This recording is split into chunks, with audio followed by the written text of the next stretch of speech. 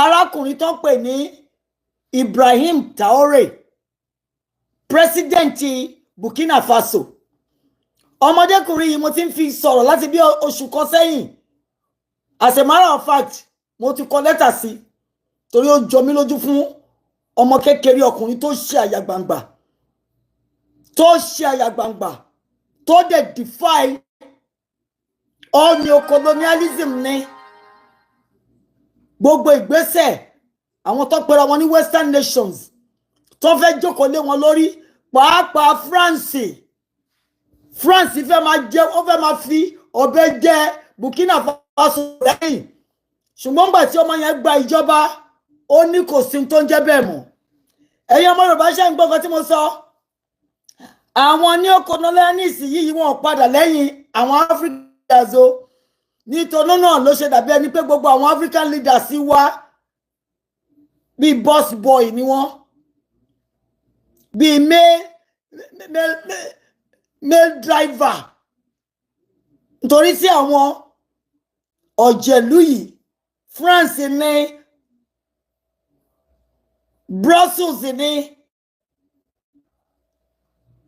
America ní London ní wọn ò fẹ́ gbẹ́nu kúò nínú búrẹ́dì àwọn African nations wọ́n fẹ́ máa jẹ wá lọ wọ́n dẹ̀ ti ń lérí pé Africa gbọ́dọ̀ máa gbọ́ gbogbo nǹkan àwọn bá fi ní tí a bá ṣe àwọn ò ní jẹ́ ká govern ara wa ẹ rí i pé ní Nàìjíríà ẹ wo gbogbo àwọn wèrè tó wá ń dà wá láàmú àwọn làkùráwà sí ní Muhammadu títí jáde Boko Haram jáde kì í ṣe Fúlàní nìkan ní problem wa o àwọn tó ń sponsor Fúlàní tó ń sọ Islamic fundamentalist Islamic jihadist kì í ṣe religion yẹn lọ ní problem wọn o bí o ní pé resources Africa wọn fẹ́ kó jẹ́ pé àwa là ń lò fún ara wa ẹ tẹ́tí kẹgbọ́n mi ẹ̀yin èèyàn wa ẹ̀yin tẹ́ bá mọ bàbá Tinubu ẹ lọ bá sọ̀rọ̀ wọn ò ní jẹ́ kí Nàìjíríà ká pín wọn ò dẹ̀ ní make wa governable nítorí pé kí ni wọ́n fẹ́ make sure pé abẹ́ control wọn not only Nigeria òun lè ń rí tó ń ṣẹlẹ̀ ní Burkina Faso wákàtí kan ago ni wọ́n tún ti ṣẹ́jì kú mi láti fẹ́ pa Ibrahim Traore bọ̀tọ̀ Ọlọ́run tó sì ń yọ eléyìí ló máa di ẹ̀mẹ́jìlá tó ti attempt láti pa kì í wá ń ṣe àwọn ọmọ ọ̀gágun ẹ̀ nìkan kì í ṣe àwọn ọmọ ológun tó jọ ń jẹun lórí tébù wọ́n ń fọ́ǹdì wọn àwọn tó ti kúrò nínú ìjọba ẹ̀ tó ti lọ́gbẹ̀yìn bẹ́bọ jẹ́ pẹ̀lú France ní pàápàá jùlọ Ivory Coast wọ́n tó gbéra lọ́tẹ̀ yìí Ivory Coast ṣe lọ́tẹ̀ ìgbìmọ̀ tó wọlé pé wọ́n fẹ́ pa ọba alápákábíkábí ó kápá ẹ̀ kò jẹ́ kó rí ọmọ yìí pa Ibrahim Traore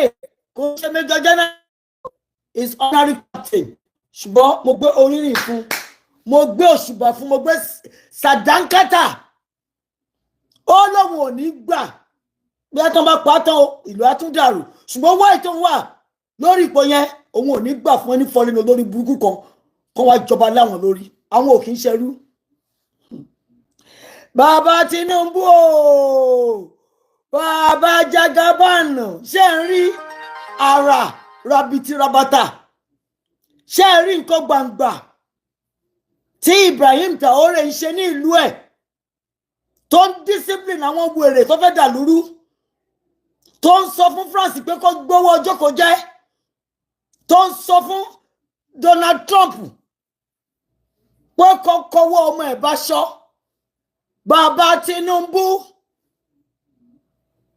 Ahmed Bọ́lá Adékúnlé kí lẹ̀yin ṣe ẹ̀ ń tọwọ́ bọ̀wé lóríṣiríṣi bẹ́ẹ̀ ṣe ń gbé wa fún France lẹ́ ń gbé wa fún Ṣàgúrì lẹ́ ń gbé wa fún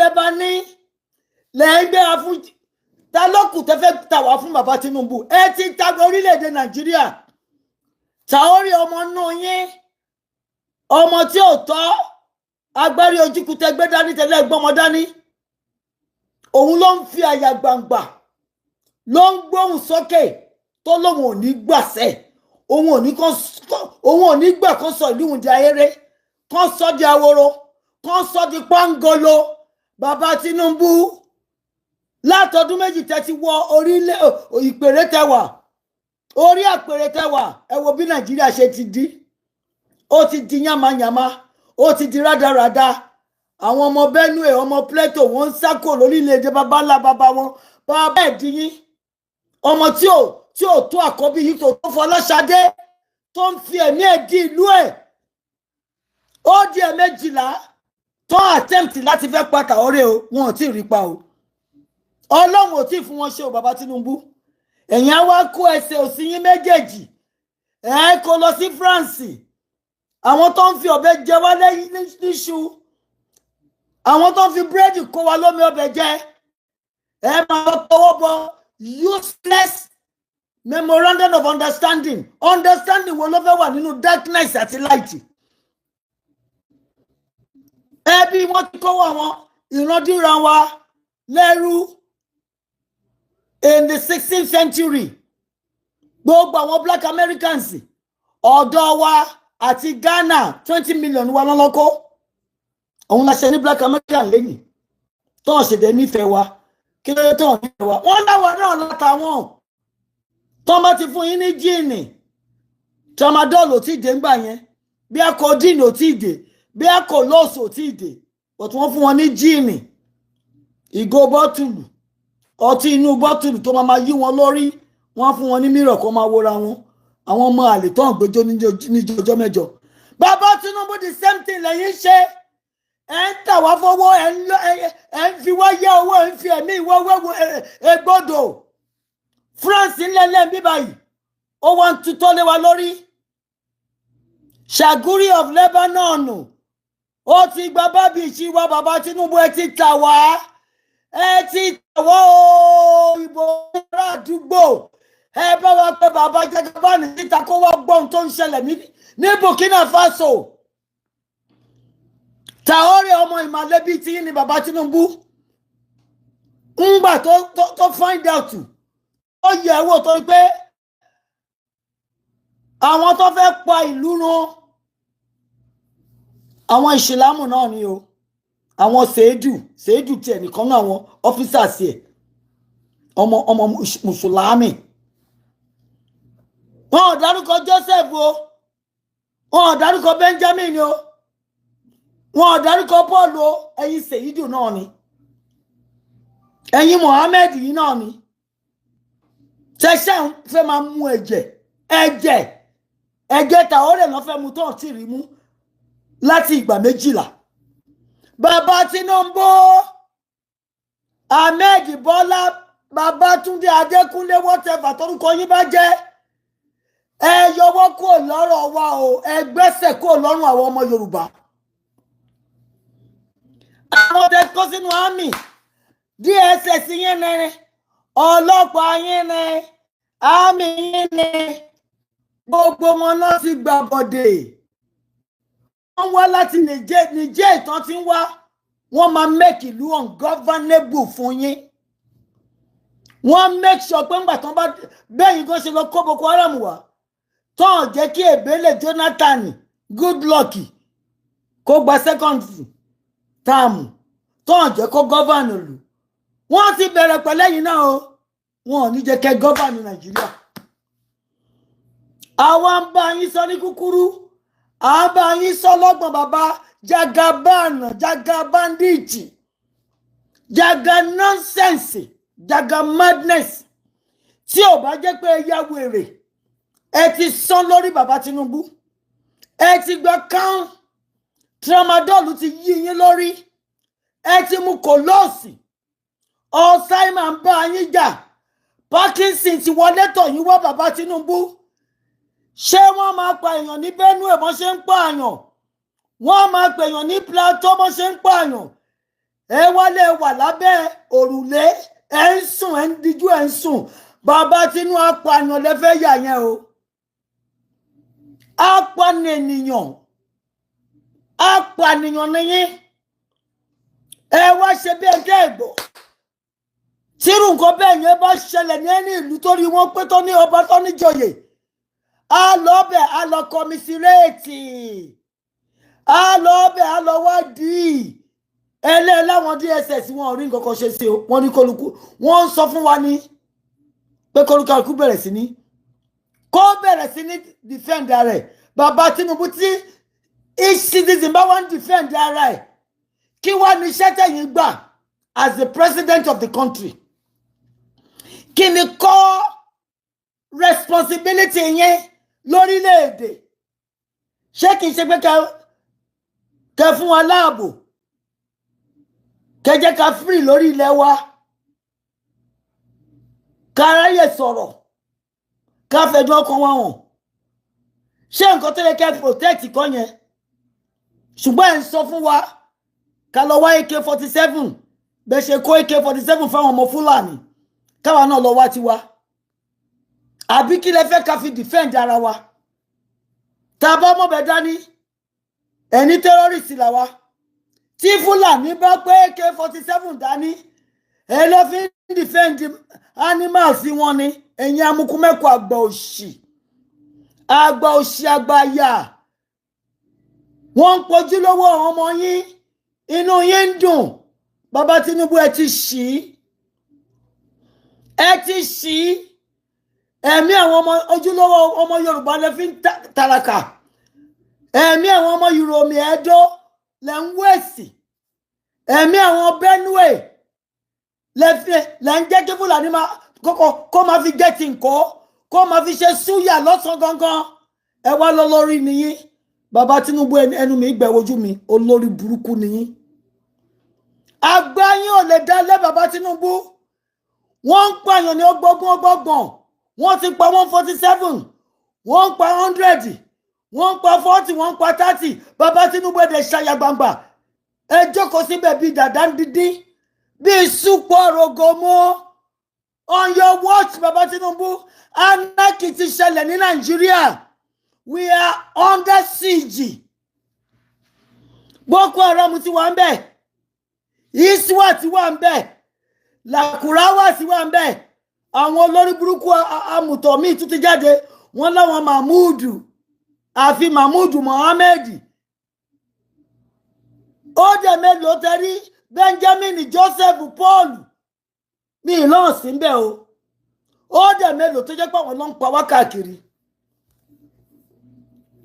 àwọn wèrè amukumẹ́kọ tó wá pera wọn ní Satan of Sokoto wọn ò àdírẹ́sì ẹ̀ ẹ̀yin ló ń jáláyà ló ń sọ fún pé oṣù mẹ́fà tẹ́ ẹ̀ bá tún ṣe ṣé ẹ̀yin lẹ́bàá jẹ́ débẹ̀ ni ṣé bẹ́ẹ̀ ni tẹ́ gbé wá bàbá ńlá bàbá wọn òpònú Buhari àpọ̀dà amukumẹ́kọ tẹ́ fi 35 billion gbé wá ṣé bóun ló sọ orílẹ̀-èdè Nàìjíríà tí bó ṣe dì í ẹ̀yin náà tún wá ní ẹ fẹ́ gbà lọ́wọ́ ẹ fẹ́ lọ́dún mẹ́jọ tí yín ẹ̀yin ló kàn ẹ ti ṣèdíbẹ̀ bẹ̀rẹ̀ bàbá Tinubu ilẹ̀kẹ̀ ti jẹ́ wẹ́lẹ́wẹ́lẹ́ ó ti fọ́nká nínú ìtẹ́ ìbábọ̀ yìí àwọn DSS yín gan ló máa plan fún yín wọ́n dẹ̀ ti ń plan àwọn DSS yín àwọn army officials yín ló ń plan wọ́n ti bá yín pa lágbájá wọ́n máa tún pa tàmọ̀dùlé yín lórí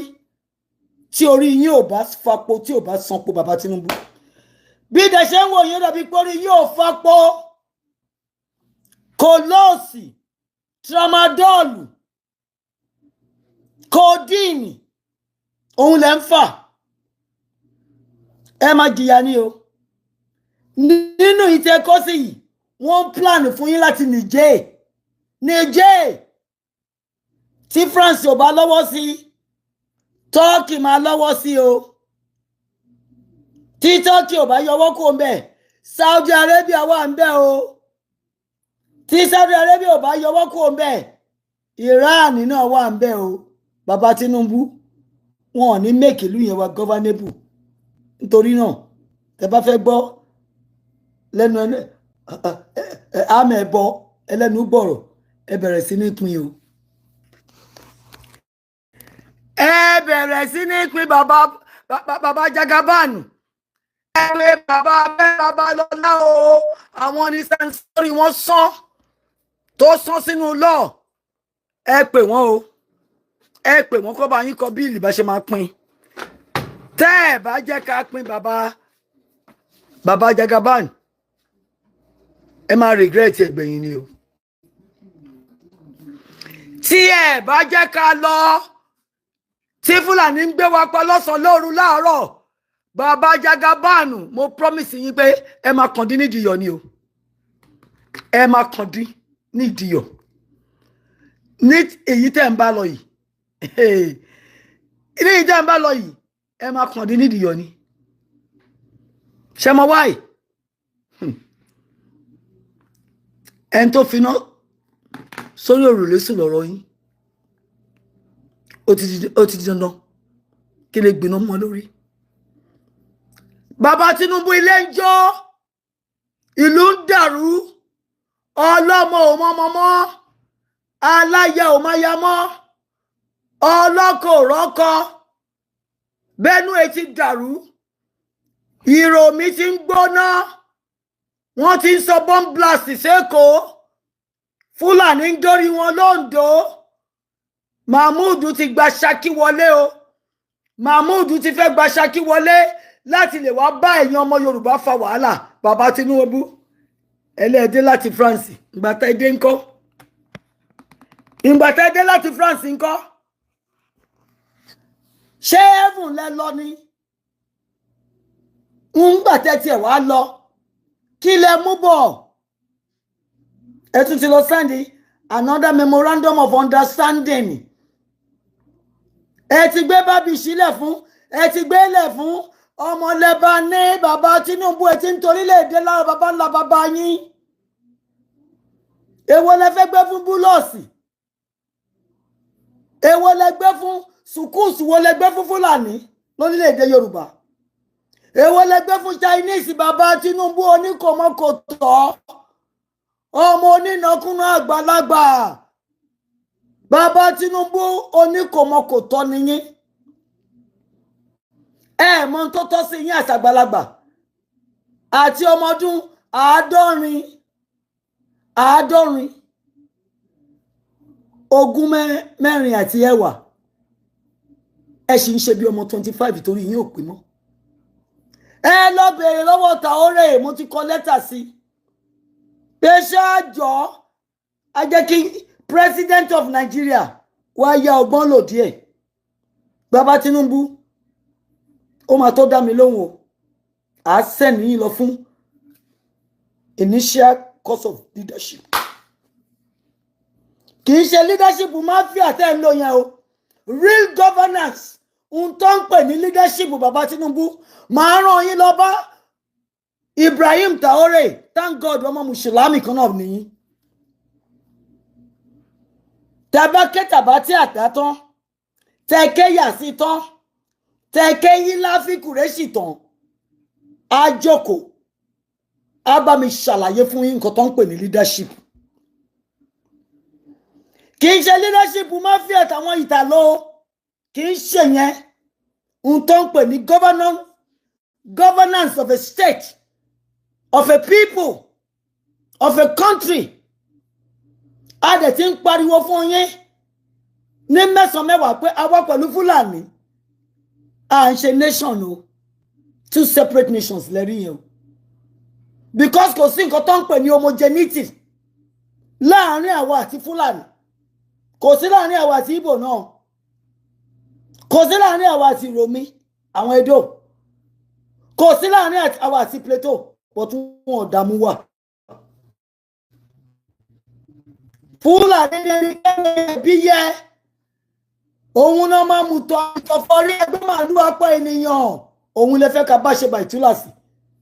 Fúlàní ló ti ń fi gbogbo orí burúkú tó gbé wálé ayé ló fi ń da gbogbo ayé Nàìjíríà rú. Ẹ wá jókòó ẹ ganu kalẹ̀ bàbá Tinubu ẹ ganu kalẹ̀ bẹ́ntí bí ẹ tó ní sọ̀ọ̀ lẹ́nu ẹ lè sọ̀rọ̀ ju pé kí lẹ condemn kí ni action tẹ́ gbé àwọn DSS yìí tó ti wà complicity tó ti wà compromise mẹ́tàwá lè tẹ́ pé ní defense minister tó ní òun àti àwọn Boko Haram lọ́jọ́ ń share ransom bàbá Tinubu ọmọ àlè yín ṣe fire ẹ̀ bàbá Tinubu wọ́n mà mú kí ló ń porúkọ Bódèjọ tó ń pa wá tó ń pa yín lẹ́yìn ọmọ ní kí n wí torí gbogbo àwọn ọmọ tó ń pa wọn ò tí yé tì àwọn ọmọ yín tó máa tún lù ṣe àwọn ẹgbẹ́ Traore wọ́n ń pa wọ́n lójú ẹ̀mí yín inú yín dùn ẹ̀ kó sínú plane tẹ́ fi gbogbo owó òlù rà ẹ̀ ń lọ káàkiri bí ejò tó gé nírú bàbá Tinubu ẹ̀ nírò rí kẹ́ jókòó ẹ̀ fẹ́ fi ayé tí kẹ́ fi jà fún àwọn èèyàn yín Dr. Martin Luther King kò pé 40 tó fi kú fún àwọn èèyàn ẹ̀ ó ń jọ láìlẹ́nìí tí Amẹ́ríkà máa fi parẹ́ gbogbo Monday kẹta nínú oṣù January kò sẹ́ni tó lọ bí iṣẹ́ gbogbo a máa jókòó a máa sunkún Dr. Martin Luther King bàbá Tinubu kí lẹ fẹ́ káwọn èèyàn ṣe tẹ́ bá kú kí lẹ fẹ́ ká ṣé ká máa fò sókè ká máa jọ ni pé ó lé lọ́lọ́ tarara ilé lọ́lọ́ tarara Jagaban olórí burúkú ti lọ torí ìwọ olórí burúkú lẹ̀ ń wò ọ máa gbé yín lọ sí ibodè yín ní bàbá Tinubu nínú ìtẹ̀fọwọ́sí tí ẹ bá dìde as the president of Nigeria tẹ́ ẹ dìde as ọmọlúwàbí ọmọ Yorùbá tẹ́ ẹ dìde as a leader gbogbo wa ti mọ̀ pé rúlà nìyí o autocrat nìyí o dictator nìyí o but ẹ dictate fáwọn olórí burúkú tó wà ní senate olórí burúkú ni half of gbogbo àwọn tó wà ńbẹ̀ àwọn amukú mẹ́kọ̀ọ́ wọ́n ń gba 40-30 million a month wọ́n ò fẹ́ lọ but gbogbo n tó ń fi 30-50 million ṣe Ọlọ́run máa yí dànù ni àwọn ń gba 30-40 million wọ́n ò lè fún educated Nigerian kankan ní 100,000 a month but àwọn ń gba 30-40 million ọmọ tí yín gan bàbá Tinubu ó ń gbé jẹ́ẹ̀tì Nàìjíríà káàkiri ṣóhun lọ́ elect àbọ̀hún ní second in command kò ń ṣe Kazeem Shettima yín mọ́ wọ́n ti ń kìlọ̀ fún ọmọ yín wọ́n ti ń pàrokò fún ẹ̀yin bàbá ẹ̀ ipe Ṣèyí yín máa tẹ́ ó máa fà tẹ́tẹ́ di o Ṣèyí yín wọ́n ló máa tẹ́ ó máa fi àtẹ́tẹ́ di tẹ́ ẹ̀ bá gbéwé jókòó jẹ́ fún absentee president níyìn bàbá Tinubu absentee father ni máa ń gbọ́ but mi mọ̀ pé president ó lè jáde nílùú oṣù kan ọ̀sẹ̀ mẹ́fà kó máa lọ kiri bí aṣẹ́wó tó ń wó ní bàárà bàbá Tinubu inú ìgbèkùn ní àwọn ará Nàìjíríà wà o eku òkè bí eku ẹyẹ òkè bí ẹyẹ bàbá Tinubu àwọn ọmọ Nàìjíríà òkè bí èèyàn mọ́ o dọ́jìs ló ń ké pé ẹ gbà wá lórílẹ̀‐èdè yìí ẹ wo àwọn olórí burúkú tá a pè lóṣèlú bàbá Tinubu àwọn èèyàn ti ń pè yín lórí burúkú orí yìí ò dá o orí àpẹẹrẹ yín náà àwọn ọmọ Yorùbá ti ń commit suicide mi ò gbọ́rú ẹ̀ rí 20 years ago wọ́n sọ pé Nàìjíríà ló wà happy jù even though suffering and smiling náà ni ṣùgbọ́n wọ́n sọ pé àwa nínú wa máa ń dùn jù kí ló ń dùn nínú wa à ń jẹ à ń lọ bá àti ẹ̀ ń ṣe mílíọ̀nìà àròǹjẹ jarí léwọ̀ ẹ̀rù bá wa bàbá Tinubu kò sẹ́ni tó lè sùn nọ́nsìn lórílẹ̀‐èdè Nàìjíríà tó máa dijú méjèèjì àfẹ̀yìntẹ́ kó 50 security kẹ́kọ̀ọ́ sẹ́nu ọ̀nà ṣùgbọ́n irọ́ lẹ pa fúnra yín bàbá Tinubu níjọ́ tọ́lọ̀ bá máa mú yín àwọn security yẹn á gbàgbé sùn àwọn tó máa wọlé níjọ́ tọ́lọ̀ bá fẹ́ mú yín bàbá Tinubu ní ní Nàìjíríà Mugabe ò sí ní Nàìjíríà tó fi kú.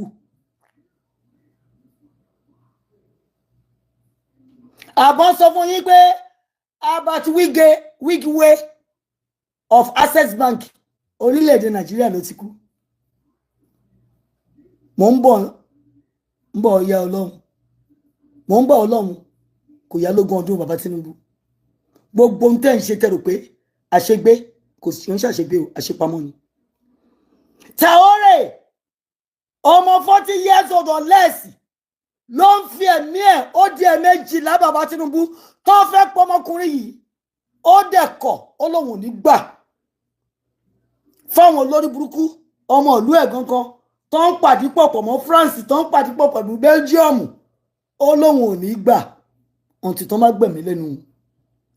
Bàbá Tinubu ẹ ti 90 ẹ fẹ́ sacrifice nǹkan kan àfi kẹ́ máa kówó mi kẹ́ máa ra new yacht new plane new house mélòó lẹ fẹ́ kó ń bẹ̀ lọ́sọ̀rùn kò sí kankan tẹ́ máa kó lọ bàbá Tinubu. Ẹ máa dá gbogbo ẹlẹ́ni bí gbogbo ayé ṣe ń dá gbogbo ẹlẹ́ni ẹ bẹ́ ṣe máa dá tí náà lẹ́ni ẹ mú nǹkan kan lọ. Ìwà tó wá yẹ kẹ́ mú lọ́gọ́ bàbá Tinubu ẹ ní rí ìwà kankan mú lọ ju tẹ́ńbẹ́lẹ́kún ìkà òṣè àtẹkún òun lẹ máa mú lọ o òun dẹ̀lẹ́ ti bẹ̀rẹ̀ yìí. Àwọn ọmọ Nàìjíríà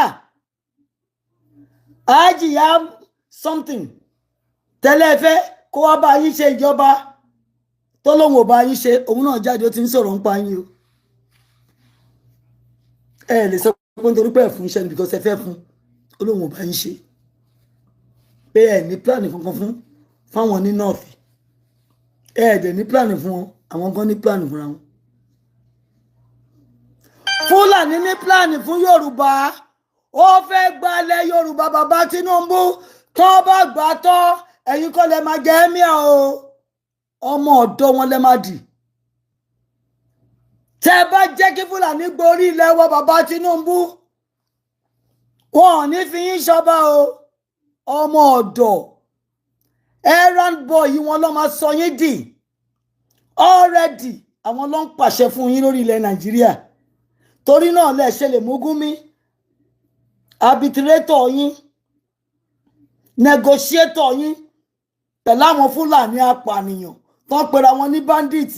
Bàbá Tinubu ṣe bẹ́ẹ̀ lọ́lẹ̀wé ẹ mọ̀ túmọ̀ bandits yàtọ̀ sí terrorist. Ṣé ohun tó ń ṣẹlẹ̀ lórílẹ̀‐èdè Nàìjíríà bandits nìyẹn. Tí bandits bá fẹ́ lọ jalè wọ́n máa ṣọ́ yín lójú koro ojú ni pé ẹ sí around wọ́n á gbé tó máa gbé wọn sá lọ. Ṣé n tí Fúlàní ṣe lórílẹ̀‐èdè Nàìjíríà nìyẹn. Wọ́n ń kọ lẹ́tà sáwọn èèyàn pa wọ́n ń bọ̀ kan fi ìlú lẹ̀ fáwọn. Èyí tó ń kọ lẹ́tà sí wọ́n á láyà gbangba. They have the impunity, the audacity láti lọ sí ní onílé. Wọ́n ò ní kọ́ wọn lẹ́rù nìkan wọ́n á bá ìyàwó sùn wọ́n á pa ọkọ wọ́n á tún kó ẹrù wọn wọ́n tún wá pa wọ́n.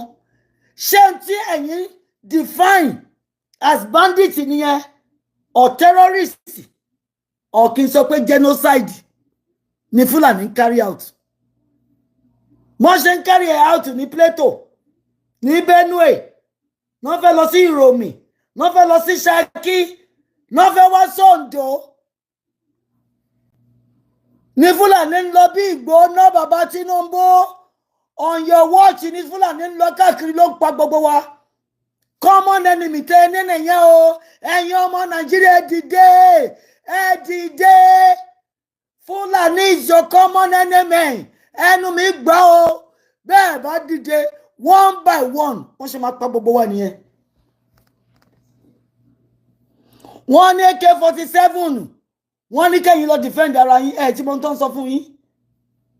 Olórí burúkú Fẹ́mi Adésínà ọmọ àlè ọmọ Yorùbá ó ní kẹgbẹ́lẹ̀ yín lẹ̀ ẹ̀kọ́ face death. Àwọn ọmọ tí mo gbàdúrà pé Olúwa ọba o jẹ́ kí Fúlàní ṣẹlẹ̀ sí Fẹ́mi Adésínà àwọn ọmọ olórí burúkú tó ń fọwọ́ sí júwèlé babalá bàbá wọn. Buhari ti kó lórí oyè níbo ló wà lẹ́nìí níbo ló wà Fẹ́mi Adésínà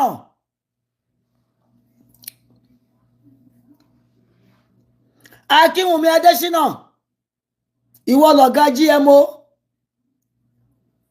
inspirator ó fẹ́ ta GMO fún wa oní kò sí nǹkan tó ṣẹlẹ̀ ó fẹ́ máa pa wá lógúnlọ́gbọ̀n ìdà tó nà sí wa Wunmi Adesina pírẹsidẹ́ǹtì ADB African Development Bank àwọn godfather bàbá Olúṣẹ́gun Ọbásanjọ́ tẹjọ pàdé àpòpọ̀ pẹ̀lú Bill Gates mo ní Miss Road monster Miss Road tẹ́fẹ́ gbé genetically modified organism wá bá wa tẹ́lẹ̀ fẹ́ pa wá kọ́lọ́n kó tó gbà fún yín àkọ́kọ́ pa yín tọmọtọmọ GMO yẹn Ọlọ́run á shove it down your throat. Bill Gates ti sọrí burúkú pẹ̀lú owó tó kó dání o ikú ẹ̀sìn dẹ̀ ló máa kú ẹni tó bá fẹ́ pọ̀ orílẹ̀-èdè run tó nítorí pé òun lówó òun nímọ̀ ó yẹ kó mọ̀ pé òun kọ́ lọ́lọ́run ẹ fẹ́ máa play God bàbá Tinubu pẹ̀lú àwọn wèrè amukú mẹ́kọ̀ọ́ àwọn aslikas yín àwọn lákìs yín àwọn ajẹ́kẹ́ni má yò ajẹmúnilọ́wọ́ dání tẹ kọ́ sẹ́yìn bàbá Tinubu ẹjọ́ máa ṣègbé ni o níwájú Elédùmarè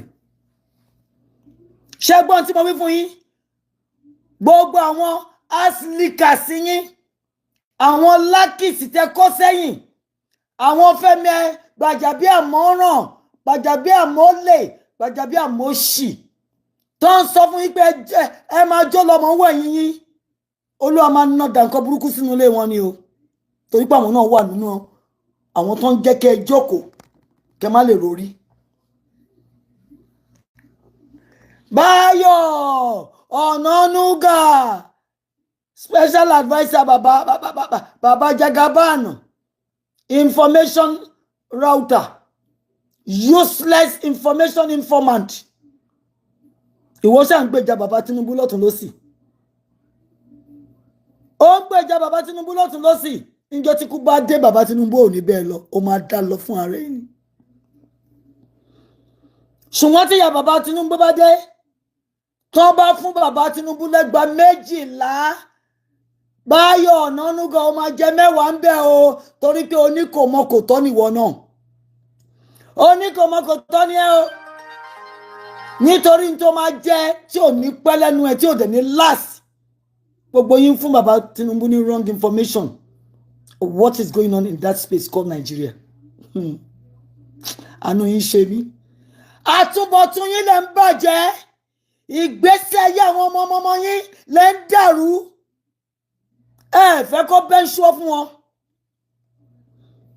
máa tún repeat ẹ lórí láyìn yìí o nínú Exodus Báyọ̀ Ọ̀nànúgà àmọ̀bíẹ́ kìrìsìtẹ́nì ni ẹ́ àbí ìsìlámù yìí kì í tó bá jẹ́ ń bẹ̀ lọ yá bíbélì kó lọ sí Exodus chapter 22 verses 22 to 24 Ọlọ́run ní ẹ̀yin tẹ́ ń pa àwọn ọmọ mẹ̀kúnnù lẹ́kún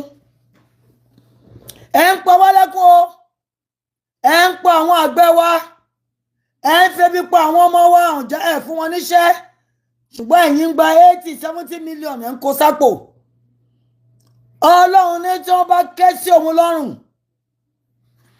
òun lọ́lọ́run àríbítí àràbàtà òun lọ́lọ́run tó ń dájọ́ afẹ́yín pẹ́ran ó ní táwọn ọmọ aláìní bá ké sí òun lọ́rùn àwọn ọmọ tẹ́ ti jẹ́ kí Fúlàní pa bàbá wọn nínú oko lọ́nà ni tó ti jí wọn gbé Ọlọ́run lòun á gbọ́ tóun bá dẹ̀ gbọ́ ìbínú gbígbóná òun á dìde sí yín kò wá ní dìde sí yín lásán o Ọlọ́run lòun máa pa yín Fẹ́mi Gbàjàbíàmọ́lè Gbàjàbíàmọ́ràn ṣùgbọ́n tí mo wí Ọlọ́run lòun á pa yín torí ẹ wà nínú àwọn tó tẹ́ ń jẹ́ kí Fúlàní máa pa wá tẹ́ ẹ sọ fún bàbá yín bàbá Tinubu bàbá jaga nonsense jaga bandit pé kókó security apparatus síbẹ̀ ọ̀kọ́ pé àwọn western nation olórí burúkú tẹ̀ ń bá ṣe memorandum of understanding kán wá help yín Wọ́n ti help yín ti talẹ̀ wá fún wọn. Wọ́n help yín ti gbé bá beach fún Ṣàgúrí ọmọlẹ́bá ní bàbá Tinubu apọ̀dà. Ẹ ti yá apọ̀dà. Orílẹ̀ bàbá ńlá bàbá yín lẹ́ ń gbé tà. Torí pé ẹ fẹ́ jókòó sórí àpèrè. Ẹ lè bẹ́ iṣu ọ́. Kò lè tutù gbé mu fún yín. Aláàárọ̀ ti jẹ́ kó dá fún gbogbo yín o. Yẹmi Kàdóso. Yẹmi Kàdóso ọmọ onínàkúnà. Àbúrò àbẹ́gbọ́n Emefiele. Ó lè ní wọn náà. Ó ń tọwọ́ bọ gbogbo ẹ̀. Bí bàbá Tinubu ṣe ń gbé wálẹ̀ ń fọwọ́ sí. Ẹ máa fọwọ́ sí kú àtàrùn. Ẹ máa sáyìn death warrant yín nínú ìtẹ́ǹbọ̀ because bàbá Tinubu á gbé nǹkan mi fún yín. Bápa bí ó ṣe ń kà lẹ́yìn náà ó ṣe ń kà ẹ̀kọ́ ń tọwọ́ bọ̀ ẹ̀dẹ̀ lẹ́ẹ̀kàwé ẹ̀yin àpọ̀dà. Ẹ̀yin àpọ̀dà amukú mẹ́kọ̀ọ́. Ẹ̀yin ọmọ Yorùbá dójú ti ní. Ẹ wà ní sínẹ́ẹ̀tì. Ẹ pàṣẹ bílò olóríire kankan. Bọ̀tẹ́ ganu kalẹ̀ sọ̀rọ̀ Natasha. Nígbà tó jẹ́ pé ìyà àtẹ̀sílẹ̀ ń fi àwọn ìyàwó tí ní kan ṣe nulẹ̀. Ẹ̀yin wèrè. Wèrè ló pọ̀ jù nú yín o. Tẹ̀pẹ́rín lẹ́yìn ọmọ Yorùbá tá wà ní sínẹ́ẹ̀tì wèrè ló pọ̀ jù nú yín ẹ̀ níròrí. Fúlàní máa fi ọ̀bẹ gbé mi kalẹ̀ lórí nínú yín. Ṣé dákẹ́ papín níjẹ ẹni kò sí nǹkan tó ṣe wọ́n ókè. Èmi tí mo ń bá yín sọ̀rọ̀ tó bá jẹ́ pé bíbá ilé Ọlọ́run fẹ́ fìdí mi sí bó ṣe wù mí kí n máa bọ̀ nílé tó Ọlọ́run ò sì gbà mí láyè. Mo wálé mo wá ṣiṣẹ́. Ọdún 11 ni mo fi ṣiṣẹ́ ní First Bank pẹ̀lú master's degree in finance and urban management. Mi ìgbà promotion mi ìdí manager mi ìdí assistant manager gan sef. Àwọn wèrè tó ń nọkọ́ sí wọ́n ń promote wọn lọ́tún lọ́sì. Ẹ wo bí Nàìjíríà ṣe di. Ẹ wo bó ṣe di. Àwọn ọmọ lọ́mọ olú ẹ̀ wọ́n di instant millionaire. Àwọn assassin yín lẹ́gbọ́yè lé lọ́wọ́. Àwọn náà ló máa pa yín gbẹ̀yìn. Àwọn tẹ́ ń ránṣẹ́ ibi yẹn. Tẹ́ ń ránṣẹ́ níṣẹ́ ikú. Ẹ mọ̀ wọ́n o. Àwọn Koko Zaria yín, àwọn MC Olúọmọ yín.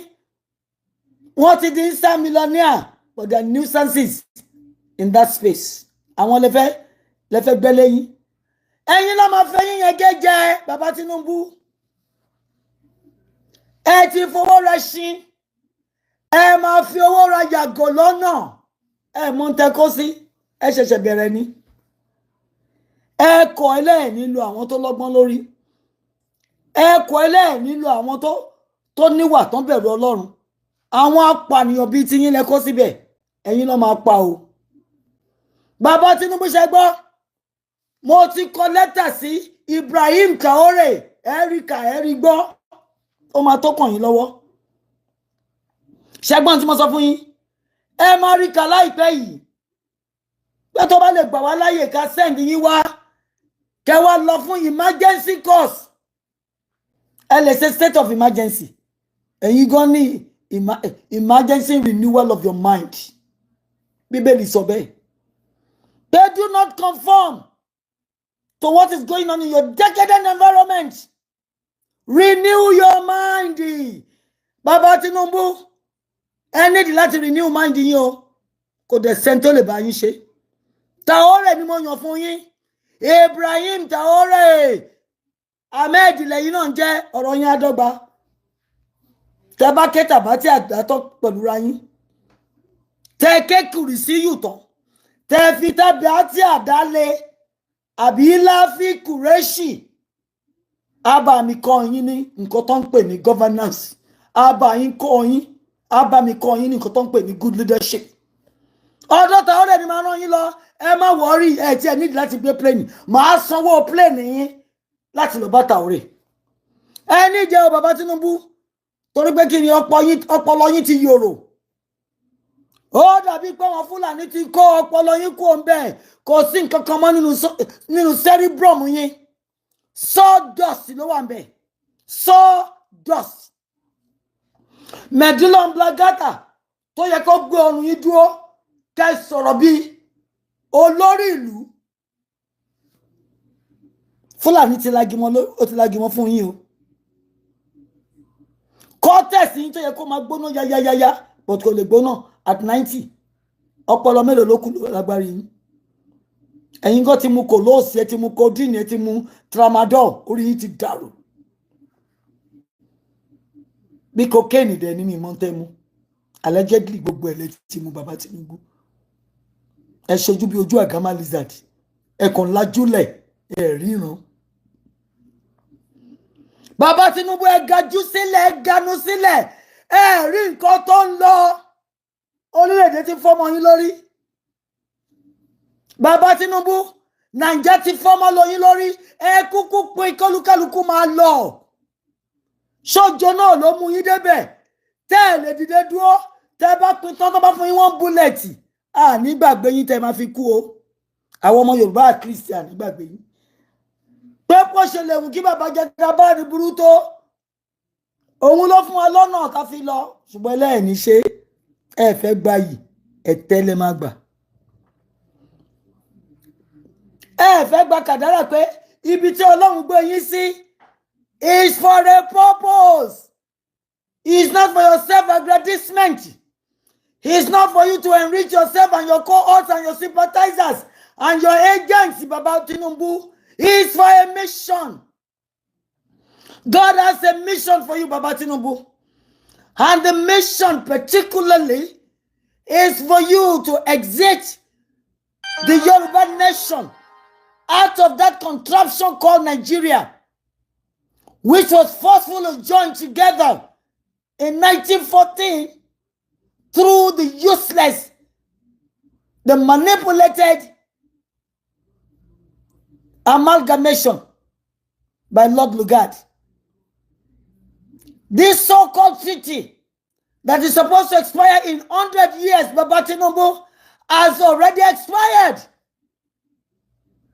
It has expired since 2014 January. But out of your stupidity, out of your greediness, out of your self-absorption, out of your selfishness, out of your wickedness, out of your unrighteousness, out of your ungodliness, you have refused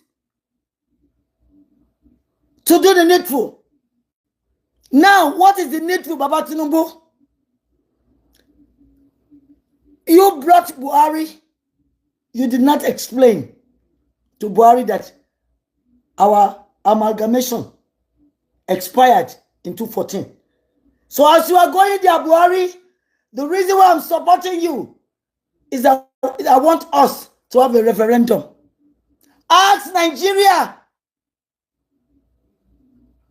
regions that we have to come to the drawing table and discuss whether they still want to be one Nigeria. There was nothing like that. You are praying and you got what you wanted.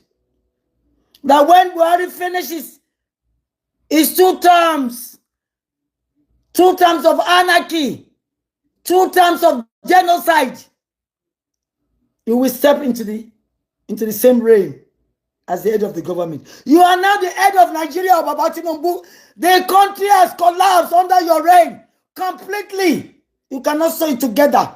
Your Humpty Dumpty has fallen. And it has broken into smithereens.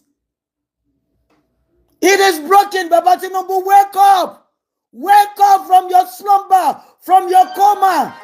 Nigeria is broken and is broken down into unrepairable pieces. Wake up, Jagaban, wake up.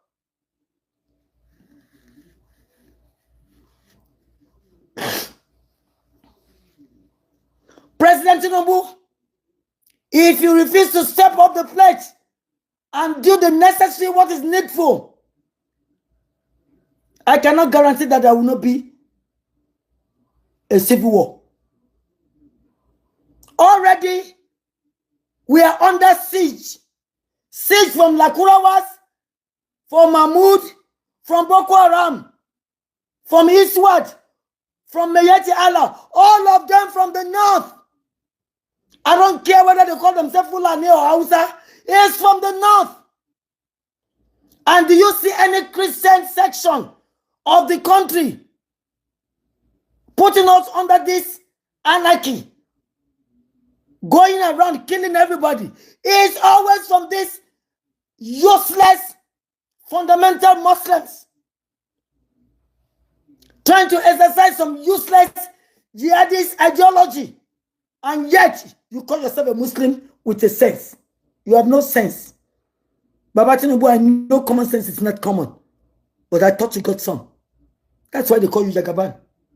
What are you Jagaban for? Jaga nonsense. My people, if you know Tinubu or his relation, you better go and talk to this man. Because this man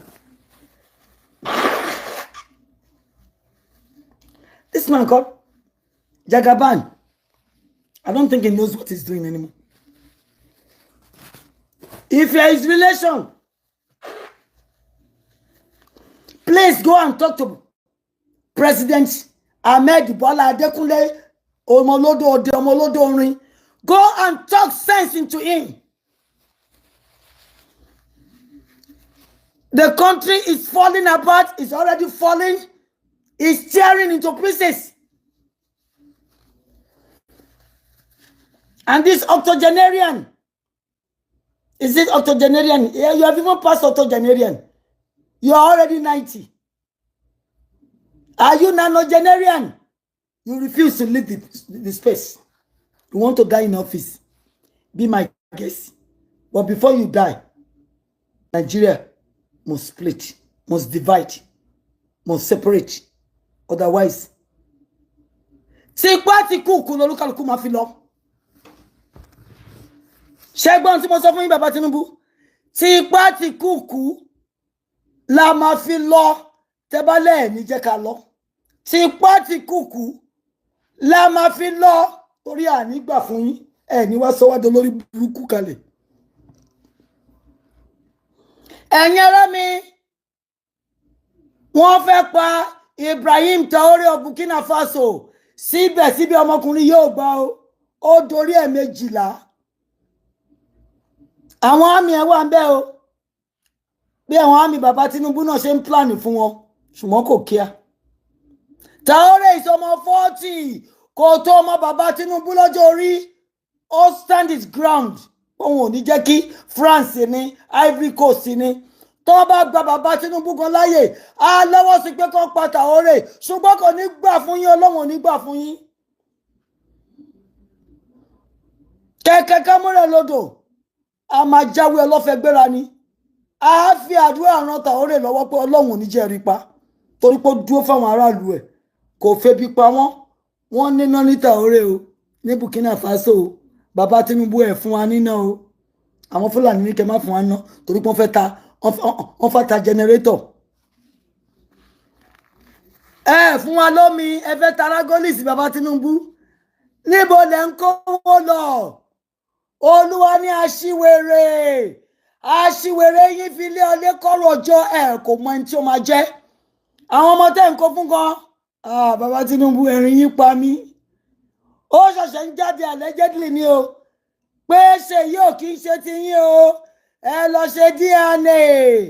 Ó dàbí pé agbárí ojúkú, ojú mégo ojúkú ló wà lágbárí ọmọ yín àtojú ẹ̀ àti irùngbọ̀n ẹ̀. Wọ́n ní kò ń ṣe ti yín.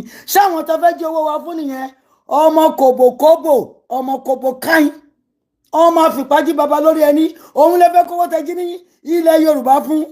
Ẹ ti wọ one chance. Ṣẹ́gbọ́n nǹkan tó ń fún mi bàbá Tinubu. Ẹ jí lọ́tùn lọ́sì. Ẹ jí níwájú, ẹ jí lẹ́yìn. Ọmọ Ìgbò ló máa gbà lọ́wọ́ yín. Look at the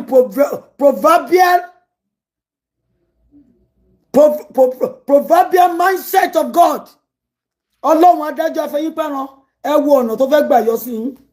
Ẹ máa jí gbogbo, ẹ máa dáadẹ́ fáwọn kòbòkòbò ní o, bàbá Tinubu. Àwọn ọmọ kòbòkòbò ló máa jogún yín. Ẹ lọ́mọ àlè ní yín.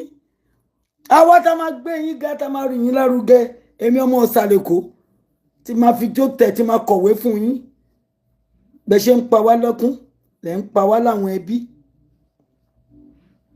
bí kò tiẹ̀ tí ì dé kẹ́ tó kú gan ẹ ti rọrùn because èpè la máa fi ránṣẹ́ sí yín. ṣẹ́gbọ́n nǹkan tí mo sọ fún yín bàbá Tinubu kọ́ lọ́jọ́ tó dé a máa fi èpè a máa fi ránṣẹ́ sí yín tí ò bá mú yín àjẹpẹ́ ní rere ní. àwọn ọmọ eléyìn òkè wọn ò ní ṣe mẹ́ta fún yín kí méjì tó mú yín nú ẹ̀. ṣé lọ́dájú bàbá níyìn ni ẹ̀yin lọ́dájú bàbá tí àwọn ọmọ à ń béèrè búrẹ́dì lọ́wọ́ ẹ̀ tẹ́ gbé òkúta lé wọn lọ́wọ́. ẹ̀yin ni apanimáyọ̀dá bàbá ológì ní òru tọmọ yín béèrè ẹja lọ́wọ́ yín bàbá Tinubu wọn béèrè ẹja lọ́wọ́ yín ejò lẹ́gbẹ́lẹ́ wọn lọ́wọ́ kó máa ṣọ́ wọn jẹ òun lẹ́ ń ṣe kí Fúlàní máa pa wá lọ́tún lọ́sìn kẹ́yìn máa gba France lọ kẹ́ máa gba Senegal bọ̀ kẹ́ máa lọ London kẹ́ máa jáde l'Amẹ́ríkà. bàbá Tinubu mo tún fẹ́ sọ mo gbáyà mi jáde tí ẹ bá ṣọ́ra ṣe pléènì tẹ́ fi ń du káàkiri yẹn òun náà ló máa fi gbé yín padà wálé o. ṣé rí ọ̀gbẹ́ni tó gbé pléènì lẹ̀ tó ní kó lọ fi gbé